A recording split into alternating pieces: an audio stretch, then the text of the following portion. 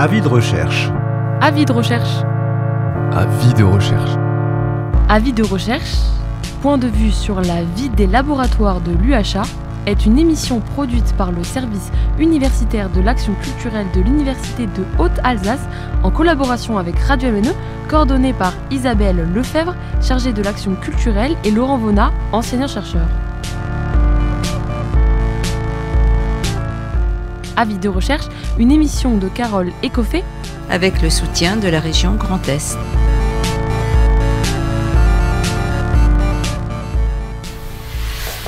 Bonjour pour cette nouvelle émission d'Avis de recherche. Aujourd'hui, nous sommes en compagnie de Jean-Luc Bubendorf. Jean-Luc Bubendorf qui est donc enseignant-chercheur à l'université, professeur d'université, et qui s'est très investi dans les cérémonies autour des 150 ans de la Société française de physique. Donc nous allons présenter son travail, mais également parler un peu plus des sociétés savantes et de la vulgarisation des sciences. Bonjour Jean-Luc. Bonjour Carole. Alors j'aimerais bien peut-être tout d'abord que vous vous présentiez, que vous expliquiez votre travail de recherche et qui vous êtes. Oui, donc comme tu disais, j'enseigne la physique à la faculté des sciences et techniques à tous les niveaux, de la licence au master. Et puis j'effectue mes travaux de recherche en utilisant des techniques d'imagerie qu'on appelle par microscopie à champ proche dans le domaine des matériaux de taille nanomatrique, ce qu'on appelle aujourd'hui les nanosciences, au sein d'un institut qui s'appelle l'Institut des sciences des matériaux de Mulhouse, qui est une unité mixte de recherche CNRS, Université de Haute-Alsace. J'ai toujours été passionné d'histoire et particulièrement de l'histoire des sciences, et comme j'aime bien partager mes connaissances avec le grand public, j'ai naturellement rejoint une société savante qui est la Société française de physique, dont nous parlerons, je pense, par la suite. Tout à fait. Et donc, dans vos activités à l'université, il y a une part de recherche et une part d'enseignement. Alors, pour vous, ces deux aspects de la recherche sont-ils deux mondes pas complètement différents, mais assez différents, ou se nourrissent-ils l'un de l'autre?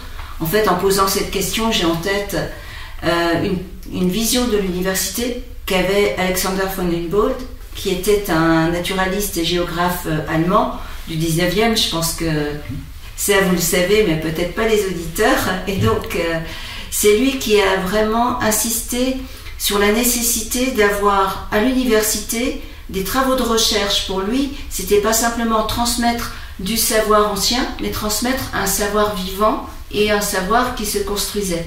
Donc, est-ce que la vision de Humboldt du début du 19e est toujours d'actualité, d'après vous? Effectivement, moi j'adhère entièrement à cette vision, parce que j'essaie toujours dans mes enseignements de faire apparaître des travaux de recherche plus récents pour montrer aux étudiants que ces choses-là ne sont pas déconnectées de la vie quotidienne. Alors, je commence toujours mes cours en parler d'histoire des sciences, parce que je trouve c'est important que les gens comprennent que souvent les théories sont apparues suite à des expériences qui ensuite ont été interprétées, qui ont donné lieu à d'autres expériences. Tout ça est le fruit d'une évolution. Et à un moment donné, il y a un grand scientifique, que ce soit par exemple Maxwell pour l'électromagnétisme, qui a fait une synthèse de tout ça en créant ce qu'on appelle la théorie de l'électromagnétisme, qu'on enseigne encore actuellement dans les universités ou les écoles d'ingénieurs françaises. Et on pourrait prendre d'autres exemples, mais à travers l'histoire, il y a plusieurs domaines comme ça, qui sont le fruit d'expériences et d'évolutions qui ont conduit à l'émergence de nouveaux domaines de la physique, par exemple. Il n'y avait pas quelqu'un qui disait que nous sommes des nains sur des épaules de géants, pour dire que tout ce que l'on fait, finalement, ça s'appuie sur des tas d'expériences qui ont déjà été faites, et qu'en fait on apporte une petite brique. Chacun apporte sa pierre à l'édifice. C'est ça le progrès scientifique. Tout à fait. Et le lien, cette fois-ci, non pas avec le passé, mais presque avec l'avenir, quand on parle de lien entre la recherche et l'enseignement universitaire. À quel moment on se dit que ce que l'on est en train de faire dans les laboratoires, ça va devenir quelque chose que l'on va apprendre à des étudiants. Disons que ce qu'on fait comme travaux de recherche, parfois dans certains cours, à un moment donné, ça devient une évidence qu'on peut leur présenter ça parce qu'on se dit tiens, ça ils vont comprendre parce qu'ils ont eu les bases de physique nécessaires pour voir que ce que nous faisons actuellement, ce que nous apprenons actuellement également leur permettra d'accéder à ce niveau de connaissance. En plus, je pense que ça dépend du niveau, je pense, en licence. Oui, bien sûr, c'est vrai que c'est plus difficile en licence, mais en master, ils effectuent justement des travaux pratiques en laboratoire où ils découvrent les techniques expérimentales que nous utilisons et en même temps, ils ont des stages où ils s'initient déjà à la recherche. Et c'est là que souvent on a l'occasion de leur parler plus de nos travaux personnels. Bien sûr. Et on entend des fois dire aussi que finalement les chercheurs ne sont pas toujours d'accord, qu'il y a des hésitations, qu'il y a des doutes, que finalement les savoirs scientifiques peuvent évoluer, peuvent changer. Et est-ce qu'il ne faut pas faire attention à quel moment on induit cette notion de savoir qui peuvent être remis en question, ou comment on aborde cette question du doute scientifique avec les étudiants, surtout quand on est chercheur soi-même. De toute façon, c'est vrai que le doute fait partie de la démarche du scientifique. Et donc il faut aussi que les étudiants, c'est ce que je leur explique dans l'histoire des sciences, c'est que toutes ces choses-là ne se sont faites par des doutes également. Certaines personnes ont avancé des théories, mais doutaient elles-mêmes de ce qu'elles disaient. Mais à un moment donné, une expérience a montré qu'ils avaient raison. Et finalement, le doute se résout toujours par l'expérience qui vient donner le fin mot de l'histoire. C'est-à-dire que si vous construisez une théorie et que vous n'avez pas une expérience qui vous permet de le démontrer, on va dire que cette théorie ne sera jamais validée. Effectivement, avec les étudiants, il y a d'un côté la matière que l'on enseigne, donc vraiment le contenu, mais il y a également toute la démarche scientifique. Oui. Et en étant en lien avec la recherche, je pense on peut leur donner la mesure exacte de qu'est-ce que ça veut dire cette démarche, ce doute, comment on construit un savoir. Et ça vous plaît bien. Je pense que les étudiants s'en rendent vraiment compte de ces démarches scientifiques le jour où ils font des stages de master ou même s'ils font une thèse. Il y aura toujours un étudiant qui pourra te raconter une histoire où il se dit là j'ai fait une expérience, j'étais sûr dans 2 ans j'ai le prix Nobel parce que j'étais sûr d'avoir interprété mon expérience d'une certaine manière et puis à un moment donné en la refaisant et en cherchant à démontrer finalement que son expérience était correcte, il s'est rendu compte qu'il a fait une mauvaise manipulation, une erreur qui conduit à d'autres choses. Il y a comme ça des tas d'anecdotes. Voilà, tout le monde pourra raconter une anecdote sur ce sujet. Moi-même aussi, je l'ai vécu. Chaque étudiant aura une anecdote à raconter du jour où il s'est vu le prix Nobel de physique ou de chimie. Quand on se dit oui, on voit un phénomène qui n'est pas décrit, qui n'est pas encore décrit.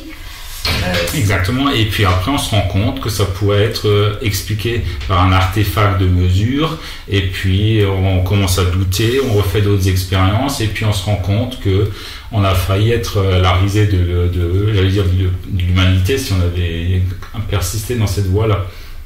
Oui, je crois qu'il y a même des chercheurs de renom qui à un moment se sont enferrés dans des théories, je pense à la mémoire de l'eau. Typiquement, c'est quand même un exemple très classique où même en essayant de refaire les expériences, même avec tout un protocole expérimental très sérieux, on n'a pas réussi à réobtenir. Et néanmoins, celui qui avait publié ça, il a eu du mal à accepter. Oui. Parce que c'était son travail. Voilà, et lui-même il croyait, c'est pas qu'il ait voulu mentir, c'est qu'il croyait vraiment à ses expériences et humainement c'est compliqué de se remettre en cause. C'est là que on va dire la force de la science, dans le sens que vous faites une découverte, toute personne avec les équipements nécessaires dans n'importe quel endroit de la planète doit être capable de reproduire votre expérience et d'arriver aux mêmes conclusions que vous. Et aussi longtemps que cette condition n'est pas remplie, eh ben, votre expérience ou votre théorie n'est pas validée. Et cet aspect-là, donc forcément, vous cherchez à le transmettre pour autant que possible à vos étudiants. Oui, tout à fait. Oui. Voilà, donc le lien recherche-enseignement est très important. Alors moi, j'aurais aussi un peu petite question. On sent bien que vous vous intéressez à l'histoire des sciences, à la philosophie des sciences, à tout ce qui est derrière. Et il vous arrive de proposer ces sujets, donc, comme vous l'avez dit, en illustration dans votre cours, pour introduire un cours ou pour donner des exemples, pour faire comprendre la manière dont le savoir s'est construit. Mais vous proposez également des conférences au grand public. Et là, comment vous travaillez? C'est quoi votre motivation? Comme je le disais, j'ai toujours été passionné d'histoire. Alors, en 2005, il y a eu l'année mondiale de la physique, la première fois, donc j'ai tout de suite pensé à proposer une conférence grand public à Mulhouse sur un sujet qui regroupe mes passions, la physique et l'archéologie. Et à partir de là, j'ai mis un peu le doigt dans un engrenage qui m'a beaucoup intéressé. C'est qu'au fur et à mesure, j'ai fait des séries de conférences grand public en fonction des sollicitations de différents artistes que j'ai rencontrés. D'accord. Il y a quelques années, j'avais commencé au musée des Beaux-Arts à parler de Darwin et de comment il avait, à partir de ses voyages, créé sa théorie de l'évolution. Tout ça parce qu'il y avait une exposition de Véronique Arnaud. D'accord. Donc là, c'était vraiment une conférence en lien avec une exposition artistique, et vous avez apporté un complément en apportant ce regard sur Darwin. Donc c'était avec Véronique Arnold. C'est ça. Et puis ensuite, j'ai rencontré aussi Joseph Beck qui faisait une exposition à Colmar, et là j'ai fait une conférence que j'ai intitulée Le noir dans tous ses états, où j'ai parlé de la couleur noire, des trous noirs, de la matière noire. Chaque fois que le terme noir apparaît en physique, qu'est-ce qu'il signifie? D'accord, très bien. Et donc quand vous avez ce type de conférence à faire, c'est un travail assez différent du travail de chercheur en physique. Exactement. Oui. Et où est-ce que vous allez chercher les informations? Comment ça se passe? Alors moi je suis quelqu'un qui travaille beaucoup encore à l'ancienne, c'est-à-dire qui va dans les bibliothèques universitaires, notamment celle de Strasbourg, ou alors à la bibliothèque universitaire ici à Mulhouse, ou à la CIM, la bibliothèque de la CIM, où j'ai aussi trouvé un certain nombre d'ouvrages qui m'avaient beaucoup intéressé sur Darwin à l'époque. D'accord, donc à la Société industrielle mulhousienne. Oui, c'est ça, la bibliothèque de la CIM. Et puis je me documente beaucoup et je regarde un peu aussi les controverses qui existent autour de la thématique que j'ai abordée, parce que souvent les controverses sont intéressantes parce que ça permet d'avoir des points de vue différents. Et bien sûr, en tant que scientifique, on se demande qui a raison, quels sont les arguments dans un sens ou dans l'autre. D'accord, oui, donc en fait vous continuez un travail presque de recherche en histoire, oui. Enfin vous appliquez les méthodes de la rigueur quant aux sources, la vérification, essayer de chercher plusieurs voies, donc la rigueur scientifique s'applique aussi pour la construction de conférences sur des sujets historiques. Oui, tout à fait. Je pense que dans l'histoire, il faut appliquer une certaine rigueur scientifique pour ne pas tomber dans les pièges d'une idéologie quelconque. Ça, c'est clair. Et est-ce que vous pensez que ce travail, alors en plus du travail de chercheur et d'enseignant, est-ce qu'il fait partie intégrante du travail du personnel de la recherche et de l'université, ou c'est un travail plus personnel? Est-ce que vous pensez que ça nourrit aussi le travail de recherche? Pour moi, actuellement, c'est plus une passion, mais j'avoue que je trouve que ça devrait faire partie de notre travail d'universitaire aussi, d'aller plus vers le grand public, de bien montrer quelle est la démarche scientifique pour éviter que les gens ne tombent dans des fausses idées qui se répandent sur Internet et puissent avoir une vision un peu rationnelle des choses. à l'époque des fake news, ça semble une saine gymnastique de l'esprit que de se repencher un peu sur la philosophie des sciences. Oui, tout à fait. On va écouter un petit morceau de musique. Do you know that beast? Qui inventa? Who discovered? Le calcul intégral. Integral calculus. Oui, dis-moi, connais-tu l'animal qui inventa le calcul intégral? Est-ce Leibniz ou bien Newton ou bien est-ce que c'est moi qui déconne? Voudrais-tu, mon amour, intégrer des équations nuit et jour? Sais-tu que quand on fait des épures, tout ce qu'on attrape c'est les courbatures? Moi j'en ai eu quand j'étais tout gamin, en trayant des vaches pour la Saint-Valentin. Il y en avait une qui avait une bonne tête, elle était mignonne, on l'appelait Chipette. Oh tell me, dis-moi, do you know that beast? Connais-tu le général? Who discovered? Qui inventa? Integral calculus, le calcul intégral. Le général Cambronne, je crois que ce qu'il a trouvé, c'est pas tout à fait ça. Pénélope, quand tu lis ses parties, tout ce qu'elle savait, c'est faire tapisserie, la pauvre. L'homme des neiges, c'est pareil, il a dû fondre au soleil. Est-ce Astérix ou à plus Bégalix pendant que vous y êtes pour Papa Évarix? Évarix le Gaulois! Non, c'est pas moi, c'est ma sœur qui a cassé le calculateur! Quand je t'ai vu sur ton balcon, tu m'as dit intègre et ne fais balcon. Mais dis-moi, tell me, connais-tu l'animal? Do you know that beast? Qui inventa? Who discovered? Les campagnes électorales. Integral calculus. Sais-tu quels furent les premiers porte-clés? Ben tout simplement les bourgeois de Calais. Ce que je pense d'Antoine et de Jacques Dutronc, ça commence par C, ça finit par on. 700 millions de yéyés à travers le monde entier. Ça ne fait jamais tout bien compter qu'un milliard 400 millions de pieds.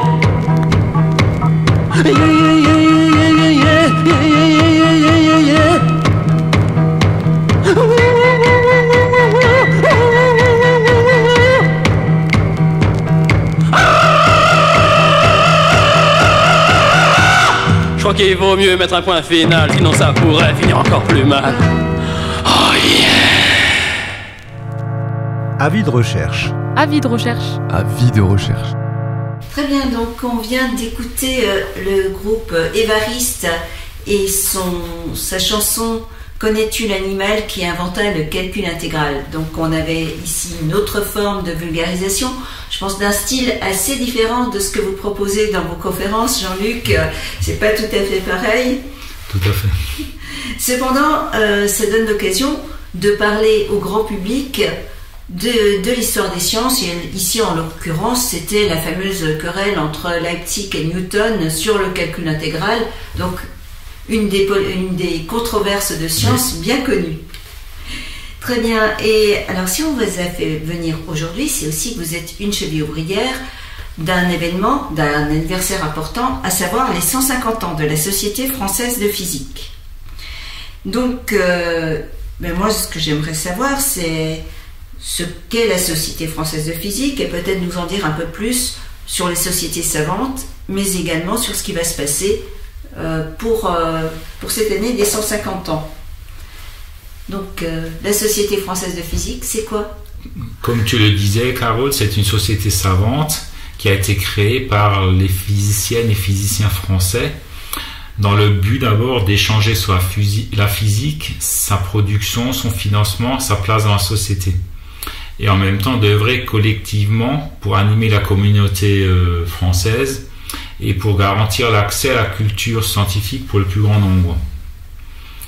Elle se compose de chercheurs, d'enseignants-chercheurs, de doctorants, mais aussi de professionnels venant d'entreprises. Si je résume, d'hommes et de femmes qui partagent tous la même passion pour la physique et la volonté de la valoriser au sein de la société. Et ça, pourquoi est-ce qu'on a créé cette structure il y a 150 ans, donc en 1873? Comment ça s'est passé? Donc, qu'est-ce qui se passe à ce moment-là?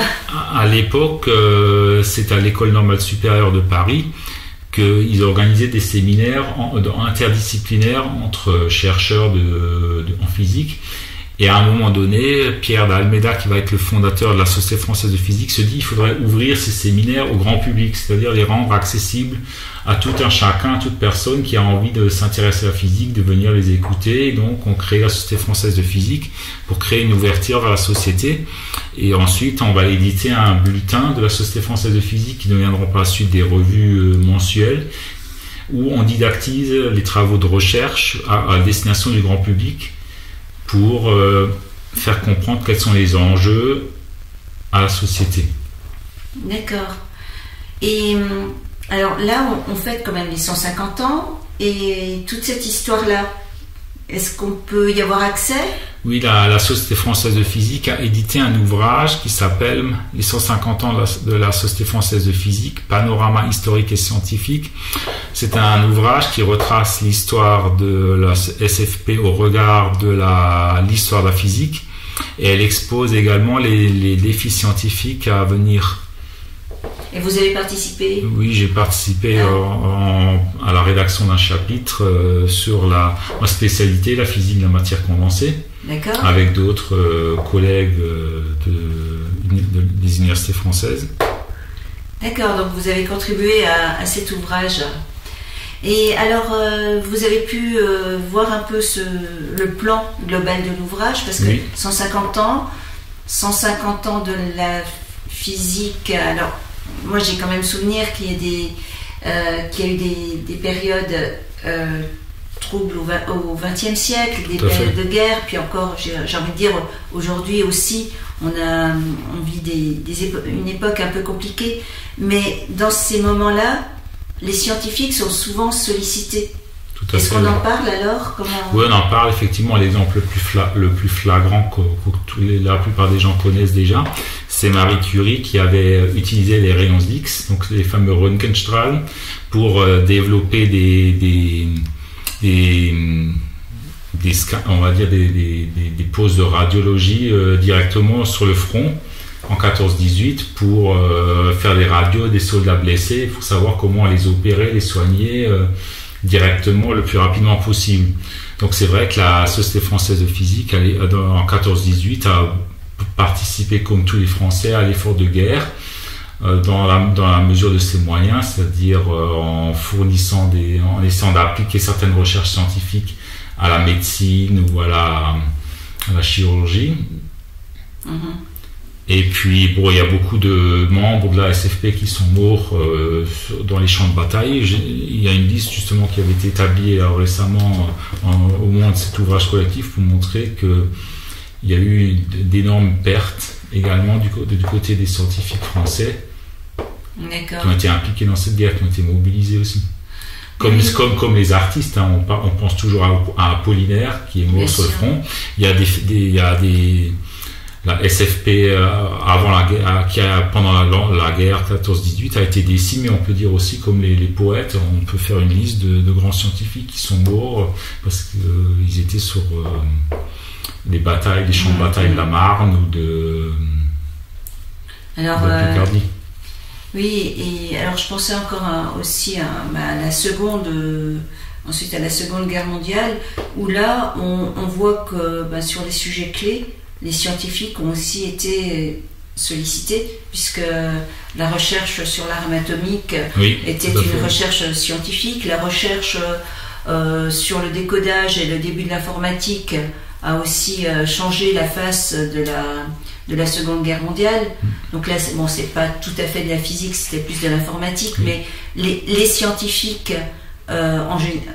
en période de guerre ont eu un rôle assez particulier à jouer, et quand on se replonge dans l'histoire, forcément on découvre des réflexions, des prises de position, des besoins d'être pris. C'est vrai que contrairement à 14-18 où les physiciens français étaient très investis dans la guerre, la Deuxième Guerre mondiale, ils ont essayé d'éviter de se retrouver mêlés au nazisme ou à ce genre de choses, et donc la Société française de physique, pour survivre, s'est transformée en un organisme de charité qui essaie d'aider des scientifiques en fuite. D'accord. Très bien, oui. Alors, pour revenir un peu à la notion de société savante, alors, historiquement, c'était pas la première, la Société française de physique, puisque il y a quand même tous les modèles des sociétés royales de sciences en Angleterre. Société française de chimie, je ne sais pas si elle était un petit peu avant, un peu après, mais c'était dans ces eaux-là.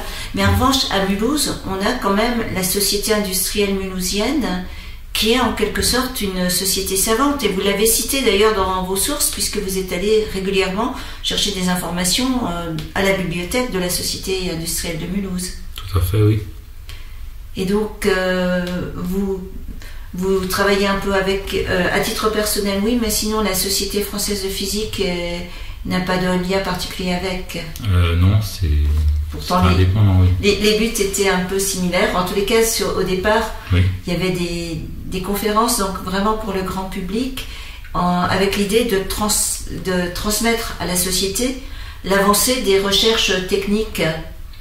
Donc, mais aujourd'hui encore, sur Mulhouse, la Société industrielle de Mulhouse propose des conférences de sciences et sur des sujets un peu divers.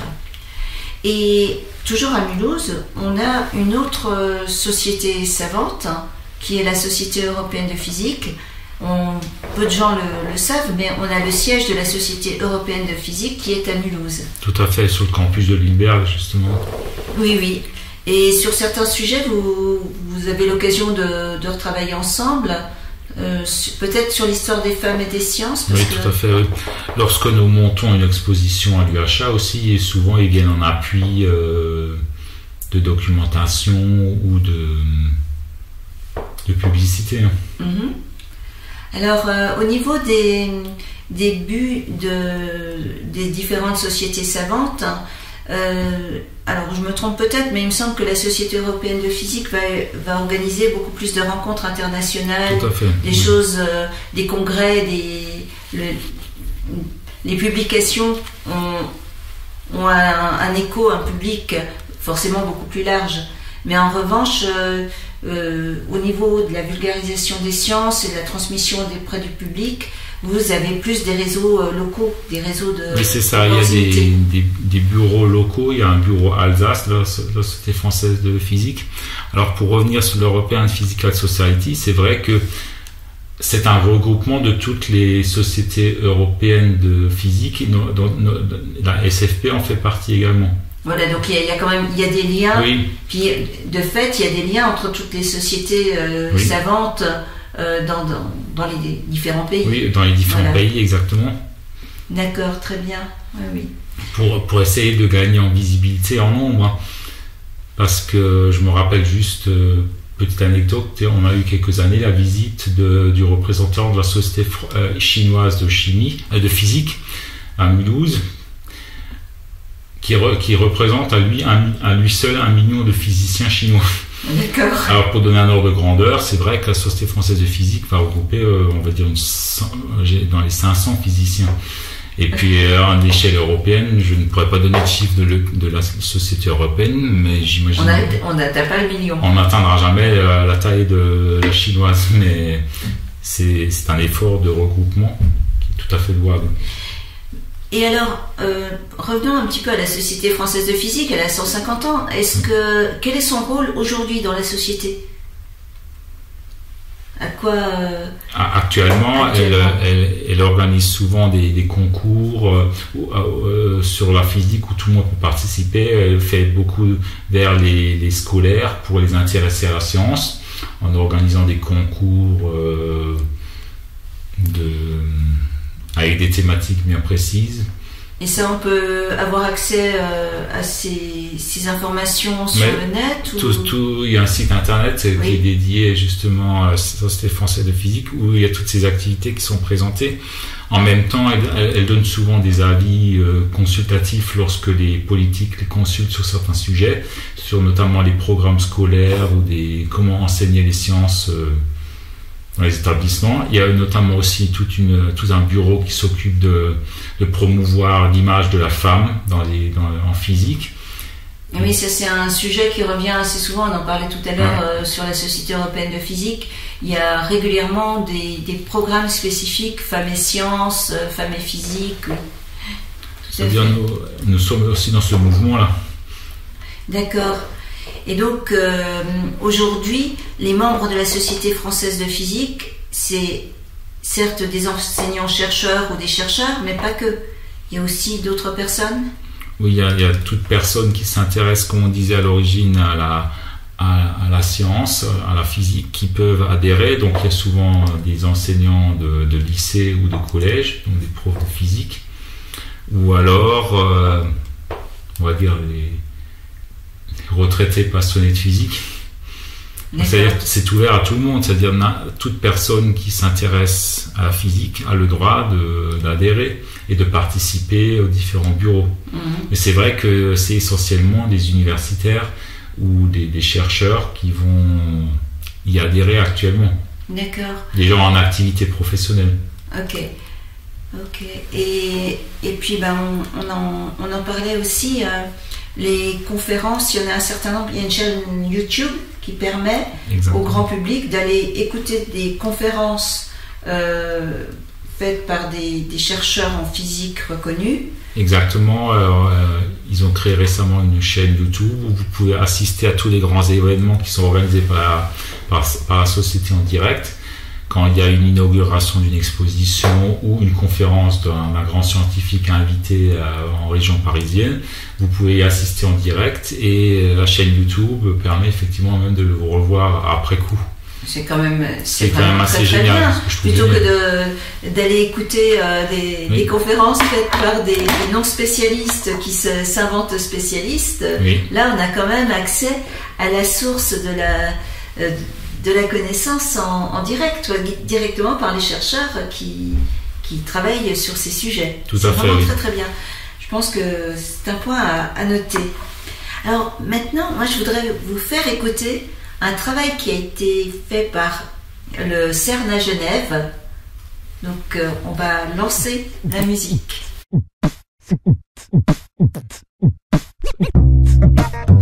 Oh yeah.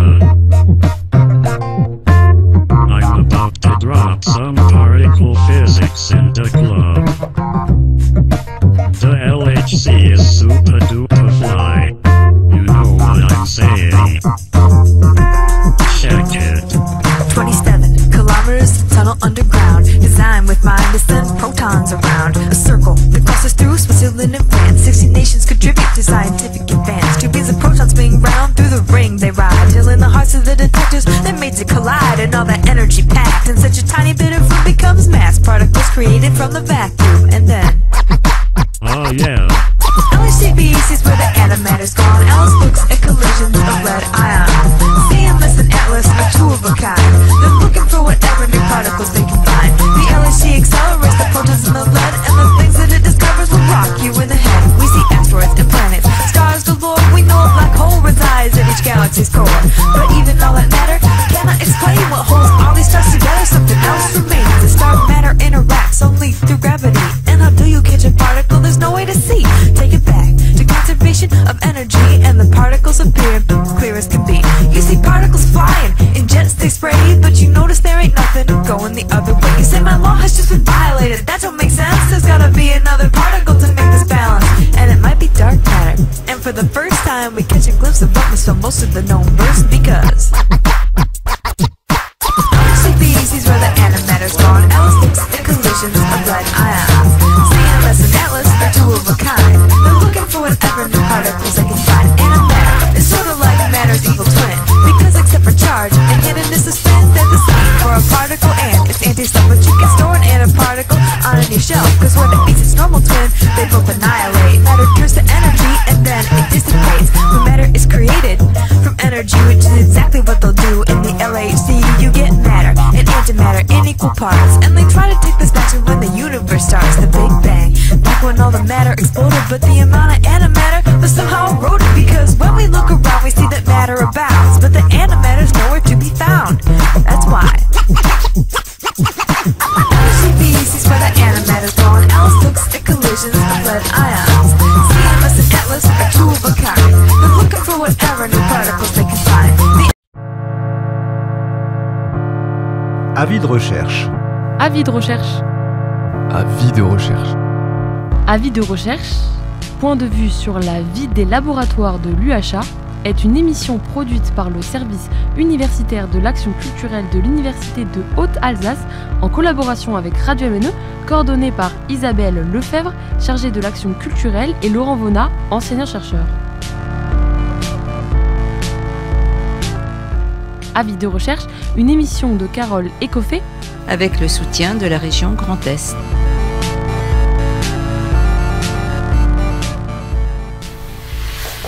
Bonjour pour cette nouvelle émission d'Avis de recherche. Aujourd'hui, nous sommes en compagnie de Jean-Luc Bubendorf. Jean-Luc Bubendorf qui est donc enseignant-chercheur à l'université, professeur d'université, et qui s'est très investi dans les cérémonies autour des 150 ans de la Société française de physique. Donc nous allons présenter son travail, mais également parler un peu plus des sociétés savantes et de la vulgarisation des sciences. Bonjour Jean-Luc. Bonjour Carole. Alors j'aimerais bien peut-être tout d'abord que vous vous présentiez, que vous expliquiez votre travail de recherche et qui vous êtes. Oui, donc comme tu disais, j'enseigne la physique à la faculté des sciences et techniques à tous les niveaux, de la licence au master.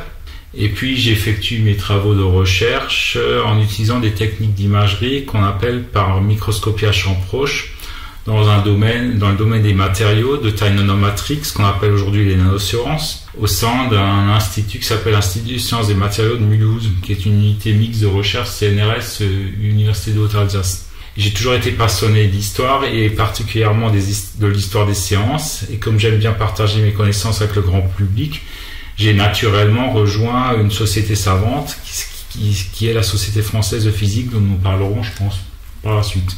Tout à fait. Et donc, dans vos activités à l'université, il y a une part de recherche et une part d'enseignement. Alors, pour vous, ces deux aspects de la recherche sont-ils deux mondes pas complètement différents, mais assez différents, ou se nourrissent-ils l'un de l'autre? En fait, en posant cette question, j'ai en tête une vision de l'université qu'avait Alexander von Humboldt, qui était un naturaliste et géographe allemand du 19e. Je pense que ça, vous le savez, mais peut-être pas les auditeurs. Et donc, c'est lui qui a vraiment insisté sur la nécessité d'avoir à l'université des travaux de recherche. Pour lui, c'était pas simplement transmettre du savoir ancien, mais transmettre un savoir vivant et un savoir qui se construisait. Donc, est-ce que la vision de Humboldt du début du 19e est toujours d'actualité, d'après vous? Effectivement, moi j'adhère entièrement à cette vision, parce que j'essaie toujours dans mes enseignements de faire apparaître des travaux de recherche plus récents pour montrer aux étudiants que ces choses-là ne sont pas déconnectées de la vie quotidienne. Alors, je commence toujours mes cours en parler d'histoire des sciences, parce que je trouve c'est important que les gens comprennent que souvent les théories sont apparues suite à des expériences qui ensuite ont été interprétées, qui ont donné lieu à d'autres expériences. Tout ça est le fruit d'une évolution, et à un moment donné, il y a quelqu'un, un grand scientifique, que ce soit par exemple Maxwell pour l'électromagnétisme, qui a fait une synthèse de tout ça en créant ce qu'on appelle la théorie de l'électromagnétisme, qu'on enseigne encore actuellement dans les universités ou les écoles d'ingénieurs françaises. Et on pourrait prendre d'autres exemples, mais à travers l'histoire, il y a plusieurs domaines comme ça, qui sont le fruit d'expériences et d'évolutions qui ont conduit à l'émergence de nouveaux domaines de la physique, par exemple.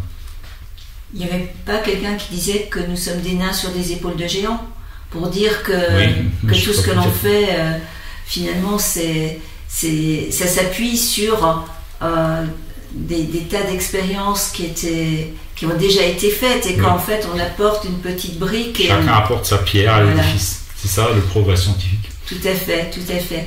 Et le lien, cette fois-ci, non pas avec le passé, mais presque avec l'avenir, quand on parle de lien entre la recherche et l'enseignement universitaire.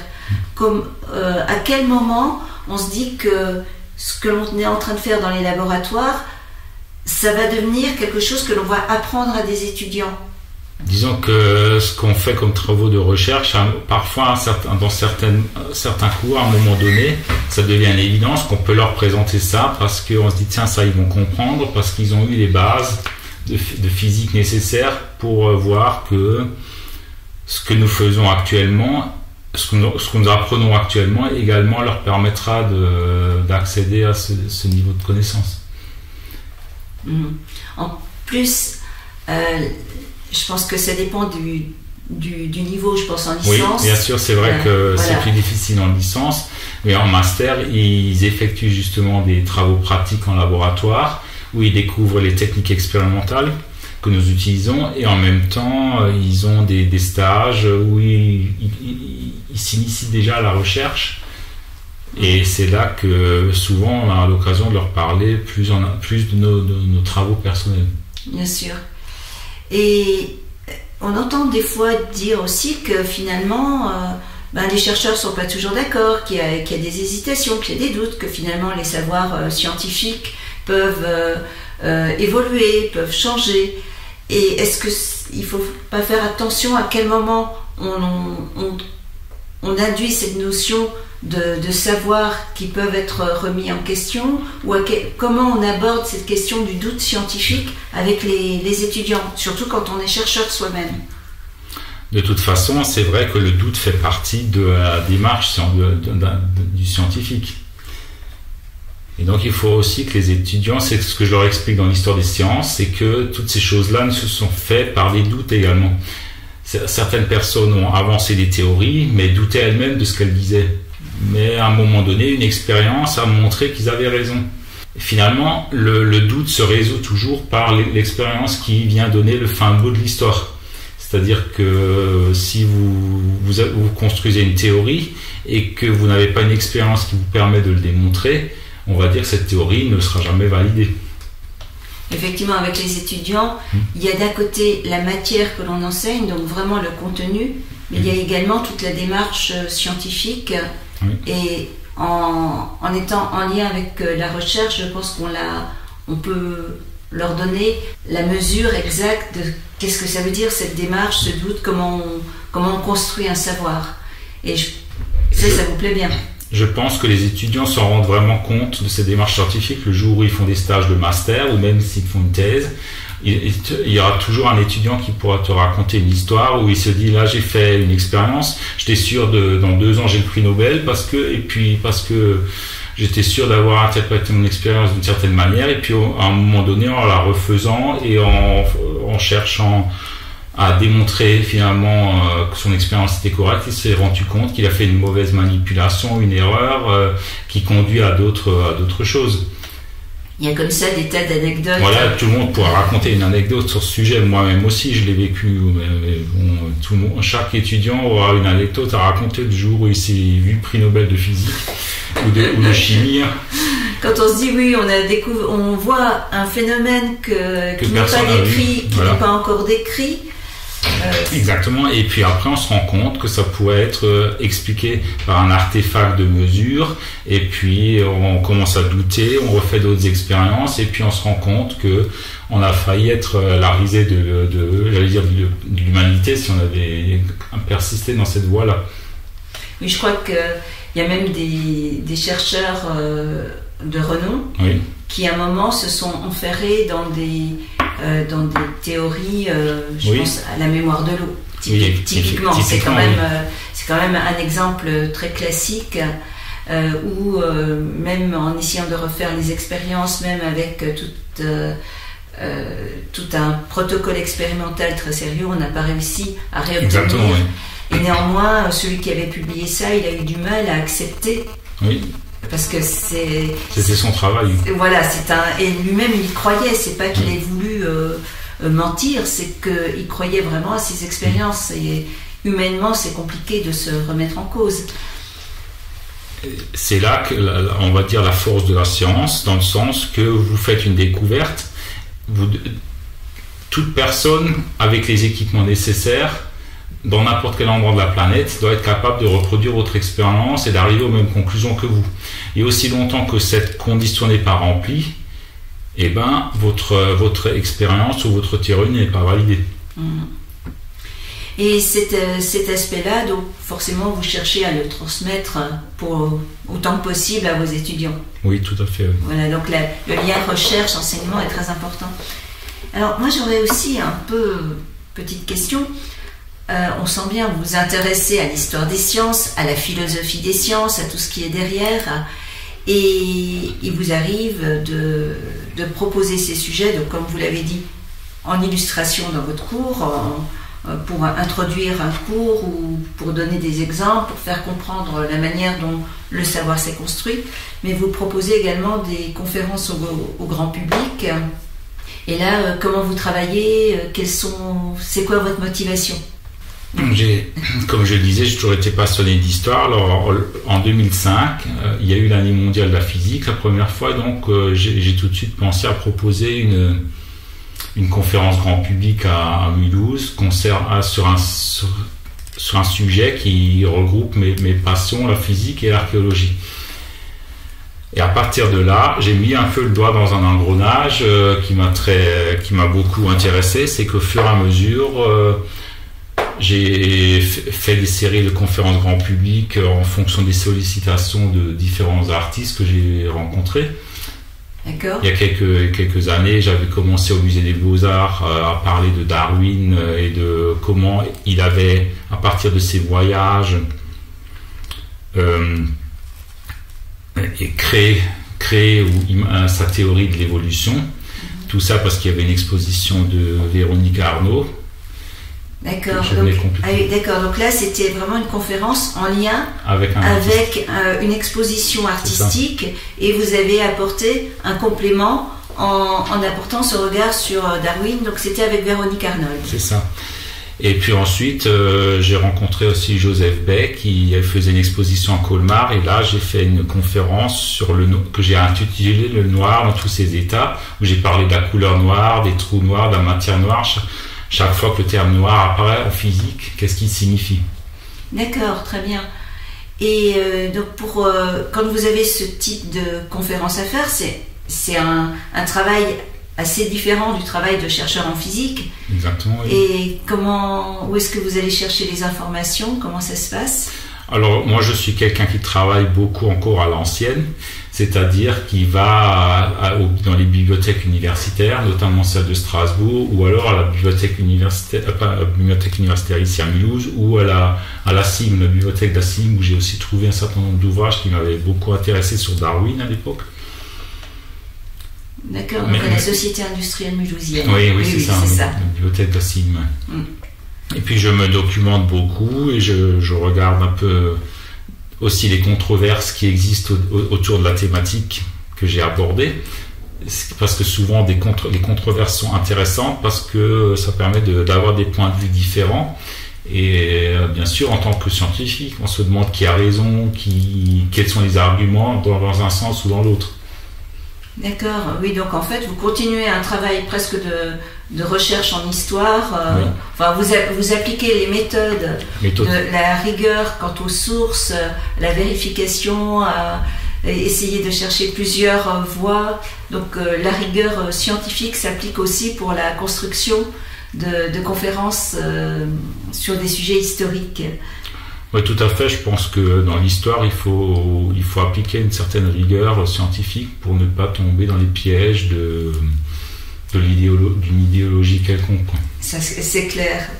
Et est-ce que vous pensez que ce travail, alors en plus du travail de chercheur et d'enseignant, est-ce qu'il fait partie intégrante du travail du personnel de la recherche et de l'université, ou c'est un travail plus personnel? Est-ce que vous pensez que ça nourrit aussi le travail de recherche? Pour moi, actuellement, c'est plus une passion, mais j'avoue que je trouve que ça devrait faire partie de notre travail d'universitaire aussi, d'aller plus vers le grand public, de bien montrer quelle est la démarche scientifique pour éviter que les gens ne tombent dans des fausses idées qui se répandent sur Internet et puissent avoir une vision un peu rationnelle des choses. À l'époque des fake news, ça semble une saine gymnastique de l'esprit que de se repencher un peu sur la philosophie des sciences. Oui, tout à fait. On va écouter un petit morceau de musique. Do you know that beast? Qui inventa? Who discovered? Le calcul intégral. Integral calculus. Oui, dis-moi, connais-tu l'animal qui inventa le calcul intégral? Est-ce Leibniz ou bien Newton ou bien est-ce que c'est moi qui déconne? Voudrais-tu, mon amour, intégrer des équations nuit et jour? Sais-tu que quand on fait des épures, tout ce qu'on attrape c'est des courbatures? Moi j'en ai eu quand j'étais tout gamin, entre rayons des vaches pour la Saint-Valentin. Il y en avait une qui avait une bonne tête, elle était mignonne, on l'appelait Chipette. Oh tell me, dis-moi, do you know that beast? Connais-tu le général? Who discovered? Qui inventa? Integral calculus, le calcul intégral. Le général Cambronne, je crois que ce qu'il a trouvé, c'est pas tout à fait ça. Pénélope, quand tu lis ses parties, tout ce qu'elle savait, c'est faire tapisserie, la pauvre. L'homme des neiges, c'est pareil, il a dû fondre au soleil. Est-ce Astérix ou plus Bégalix pendant que vous y êtes pour Papa Évarix? Évarix le Gaulois! Non, c'est pas moi, c'est ma sœur qui a cassé le calculateur! Quand je t'ai vu sur ton balcon, tu m'as dit intègre et ne fais balcon. Mais dis-moi, tell me, connais-tu l'animal? Do you know that beast? Qui inventa? Who discovered? Les campagnes électorales. Integral calculus.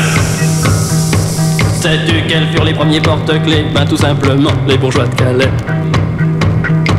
Ce que je pense d'Antoine et de Jacques Dutronc, ça commence par C, ça finit par on. 700 millions de yéyés à travers le monde entier. Ça ne fait jamais tout bien compter qu'un milliard 400 millions de pieds.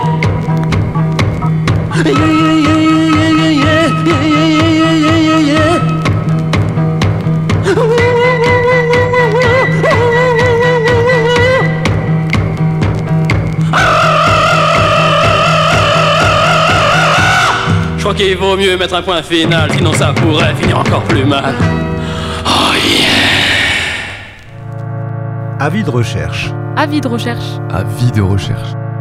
Très bien, donc on vient d'écouter le groupe Évariste et sa chanson Connais-tu l'animal qui inventa le calcul intégral? Donc on avait ici une autre forme de vulgarisation, je pense d'un style assez différent de ce que vous proposez dans vos conférences, Jean-Luc. C'est pas tout à fait pareil. Tout à fait. Cependant, ça donne l'occasion de parler au grand public de l'histoire des sciences. Et ici, en l'occurrence, c'était la fameuse querelle entre Leibniz et Newton sur le calcul intégral. Donc, une des controverses de sciences bien connues. Très bien. Et alors, si on vous a fait venir aujourd'hui, c'est aussi que vous êtes une cheville ouvrière d'un événement, d'un anniversaire important, à savoir les 150 ans de la Société française de physique. Donc, moi, ce que j'aimerais savoir, c'est ce qu'est la Société française de physique et peut-être nous en dire un peu plus sur les sociétés savantes, mais également sur ce qui va se passer pour cette année des 150 ans. Donc, la Société française de physique, c'est quoi? Comme tu le disais, Carole, c'est une société savante qui a été créée par les physiciennes et physiciens français dans le but d'abord d'échanger sur la physique, sa production, son financement, sa place dans la société.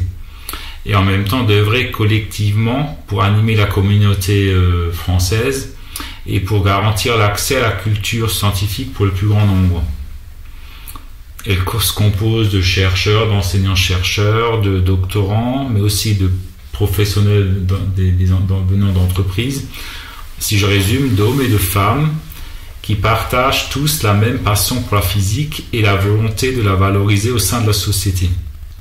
Et ça, pourquoi est-ce qu'on a créé cette structure il y a 150 ans, donc en 1873? Comment ça s'est passé? Qu'est-ce qui se passe à ce moment-là?